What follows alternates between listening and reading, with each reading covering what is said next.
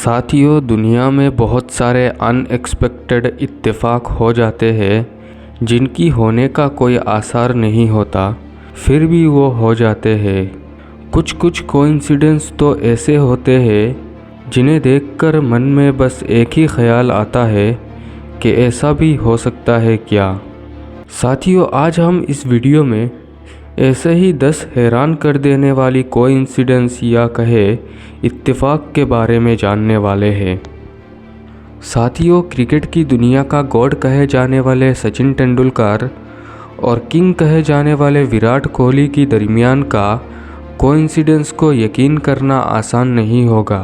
सचिन तेंदुलकर ने अपनी test career का 1000 रन 28 दिसंबर 1999 में ऑस्ट्रेलिया के खिलाफ मेलबर्न क्रिकेट ग्राउंड में पूरा किया। 15 साल बाद 28 दिसंबर 2014 को कोहली ने भी अपना टेस्ट करियर का 1000 रन ऑस्ट्रेलिया के खिलाफ मेलबर्न क्रिकेट ग्राउंड में ही पूरा किया।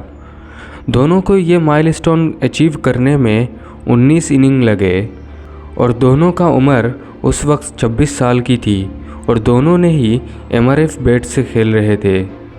व्हाट एन अनबिलीवेबल कोइंसिडेंस साथियों। ये कोइंसिडेंस बॉलीवुड के 2 अदाकार शाहिद कपूर और राजकुमार राव के दरमियान का है। साल 2013 में राजकुमार राव एक मूवी में दिखे जिसका नाम था शाहिद, और कुछ दिनों बाद शाहिद कपूर की एक मूवी रिलीज़ हुआ जिसका नाम था आर राजकुमार। 2 एक्टर एक दूसरे की नाम के अलग अलग मूवीज़ में काम करते हुए दिखना ये कोई इत्तेफाक के सिवा और कुछ नहीं हो सकता। ये वाला कोइंसिडेंस जिम लुइस और जिम स्प्रिंगर नामी 2 जुड़वा भाइयों की दरमियान का है जो बचपन में ही बिछड़ गए थे और 39 साल की उम्र में फिर से दोनों की मुलाकात हुआ। यहाँ तक तो ठीक था, पर आगे जो हुआ वो हैरान कर देने वाली है। दरअसल उनकी मुलाकात के बाद उन्हें ये पता चला कि उन दोनों ने ही लिंडा नामी एक औरत से शादी की थी और बाद में उन दोनों का ही तलाक हो गया। फिर दोनों ने दोबारा शादी की और दोनों की ही बीवियों का नाम इस बार भी एक ही था, बेट्टी। दोनों का एक बेटा था जिसका नाम जेम्स एलन था। यहाँ तक कि दोनों के कुत्तों का नाम भी एक ही था, टॉय। ये वाला कोइंसिडेंस 2 भाई की मौत को लेकर है। साल 1975 को बरमूडा की हैमिल्टन में 17 साल की नेविल जब साइकिल चलाते हुए जा रहा था तब एक टैक्सी वाले की टक्कर से उसकी मौत हो गई। कुछ साल बाद उसका छोटा भाई आर्स्किन एबिन साइकिल से जाते हुए लगभग उसी जगह पे एक टैक्सी की टक्कर से मारा गया और उस वक्त उसका भी उम्र 17 साल था। एंड गेस व्हाट, वो टैक्सी भी वही थी और टैक्सी वाला भी वही था जिसने नेविल को टक्कर मारा था। साथियों, ये वाला कोइंसिडेंस कम पेशगोई ज़्यादा लगता है। मशहूर राइटर मार्क ट्वेन का जन्म 1835 में हुआ था जब हेली का धूमकेतु ज़मीन के पास से गुज़र रहा था। ये धूमकेतु 76 सालों में एक बार ही दिखाई देता है, मगर मसला ये है कि ट्वेन ने 1909 में पेशगोई की कि मेरा जन्म हेली की धूमकेतु के साथ हुआ था और मेरी मौत भी उसी के साथ ही होगा और ये हेली का धूमकेतु अगले साल आ रहा है। और 1910 में ठीक वैसे ही हुआ जैसे उन्होंने अपने लिए प्रेडिक्शन की थी। उसी साल उसी वक्त उनकी मौत हो गई। इसके बाद बारी आता है हूवर डैम में हुई एक ट्रेजेडी की। साल 1922 में जब इस डैम का काम शुरू हुआ तब वहाँ मरने वाला पहला आदमी का नाम था जॉर्ज तिर्नी, जिसकी मौत 20 दिसंबर 1922 को हुआ था।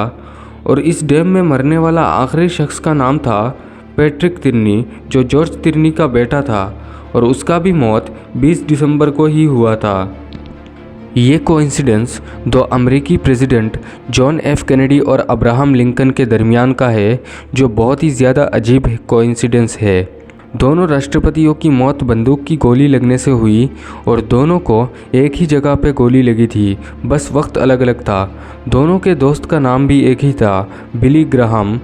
कैनेडी की सेक्रेटरी का नाम था लिंकन और लिंकन के सेक्रेटरी का नाम था जॉन। ये वाला इत्तेफाक तारीख की एक ताकतवर सल्तनत रोमन एम्पायर से है। दरअसल रोमन एम्पायर की शुरुआत रोमुलस नाम की एक राजा के साथ हुआ था और इस एम्पायर की आखिरी राजा का नाम था रोमुलस अगस्तस, यानी रोमन एम्पायर की पहला और आखिरी राजा का नाम एक ही था। साथियों, पहले जंग अजीम के दौरान एक अजीब सा कोइंसिडेंस हुआ। फर्स्ट वर्ल्ड वॉर के दौरान जिस जगह पे ब्रिटिश आर्मी का पहला सोल्जर मरा था, ठीक उससे 6 मीटर की दूरी पे ब्रिटिश आर्मी का आखिरी सोल्जर भी मरा था और उनकी हेडस्टोन एक दूसरे के सामने इस तरह से है और ये जानबूझकर किसी ने नहीं की। साथियों, इस लिस्ट की आखिरी कोइंसिडेंस को लोग रीबर्थ की कॉन्सेप्ट से डिफ़ाइन करते हैं। इस तस्वीर को गौर से देखिए। क्या ये दोनों अलग अलग दिखते हैं? पर ये दोनों अलग अलग वक्त के अलग अलग शख्स है। ये है एंजो फेरारी जो फेरारी कंपनी के फाउंडर है और ये है मेसूट ओजिल जो एक जर्मन फुटबॉलर है। हैरानी की बात यह है कि साल 1988 में एंजो फेरारी की मौत के ठीक 1 महीने बाद ओजिल का जन्म हुआ। ये देखकर लगता है शायद एंजो फेरारी का रीबर्थ हो गया हो, हालांकि ऐसे पॉसिबल नहीं होता। सो फिलहाल साथियों, आज के लिए बस इतना ही। मिलेंगे अगली बार ऐसे ही एक इंटरेस्टिंग फैक्ट वीडियो के साथ। तब तक के लिए अपना ख्याल रखिए। खुदा हाफिज़।